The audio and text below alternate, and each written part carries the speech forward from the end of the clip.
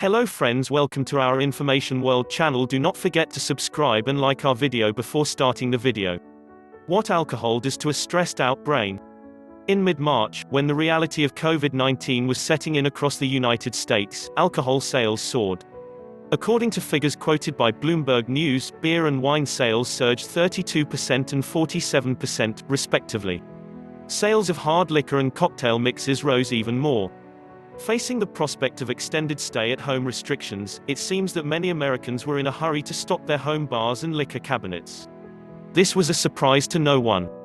Hard times call for hard drinks, as almost every down-and-out film hero can attest. And Hollywood tropes aside, the belief that alcohol can help a person unwind or take the edge off is a common one in the United States and Europe.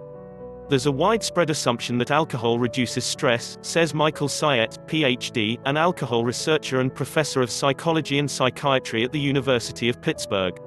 He says the average consumer believes this, and so do many doctors, according to clinician surveys. He also says the notion that alcohol calms the nerves is an ancient one. In some of his work, Syatt quotes the Greek poet Alcaeus, who wrote, "We must not let our spirits give way. Best of all defenses is to mix plenty of wine, and drink it." These old and persistent beliefs have some truth behind them. Alcohol is an anesthetic, meaning it dulls pain, says Rajita Sinha, Ph.D., founding director of the Yale School of Medicine Stress Center. And physiologically, alcohol affects the body's stress pathway in a very potent way.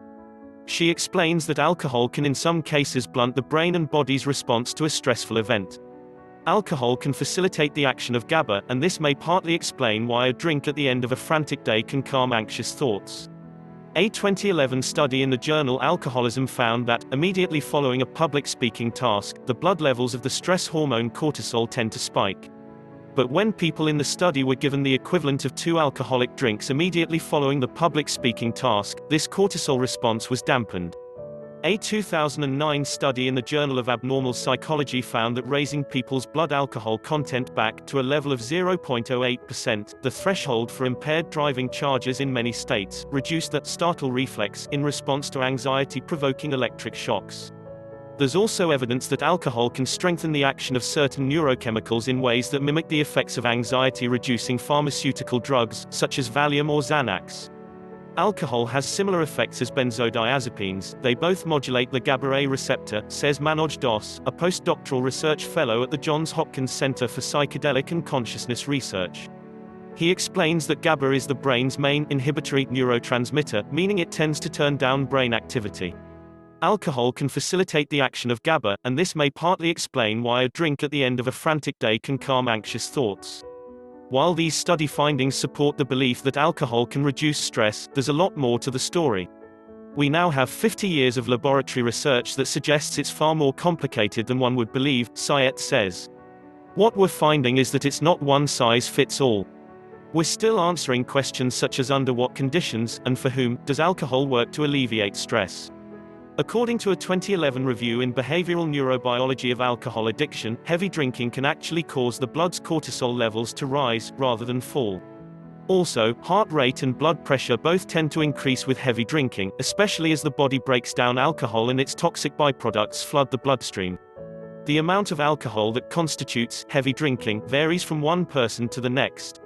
But Syatt says that long-time drinkers who frequently turn to alcohol to manage stress likely have different responses to it than light or infrequent drinkers. If you're consuming quite a few drinks to reduce stress and you do this all the time, what happens is that you start to alter your brain chemistry, he says. The brain's normal non-alcohol state begins to change, and in some cases it may become a more anxious one. This new anxiety baseline can fuel further drinking, and so there's a snowball effect where stress and alcohol feed off each other, Syatt says. If you believe alcohol will make you feel relaxed, then as soon as you open that bottle of wine or put that drink to your lips, you'll probably start to feel relaxed. Yale's Sinha echoes these points and says that when someone is accustomed to drinking away stress, they may feel anxious or antsy when they can't have alcohol. They may also need more and more booze to experience the calming effects that once enjoyed after a single drink. There's very little data to show that the anti-stress effects of alcohol are sustained, she says. But what about the drinker who has a single cocktail or a glass of beer or wine following a stressful day? Syatt says the pharmacological effects of this amount of alcohol, for better or worse, are probably minimal.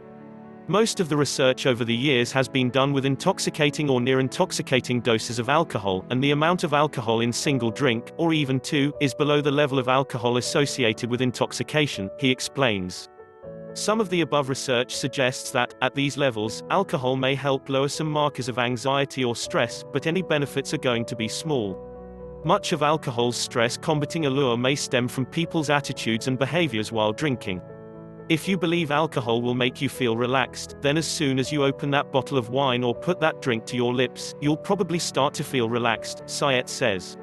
In other words, there's a psychological element at work. He also points out that many people engage in naturally calming rituals when they drink. They settle into a comfortable chair or turn on some music. They stop checking their email and talk with friends or housemates.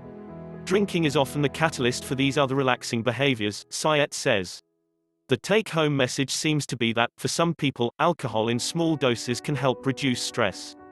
On the other hand, if you're consistently trying to drown your stress in alcohol, your drinking may be counterproductive, and could eventually turn harmful.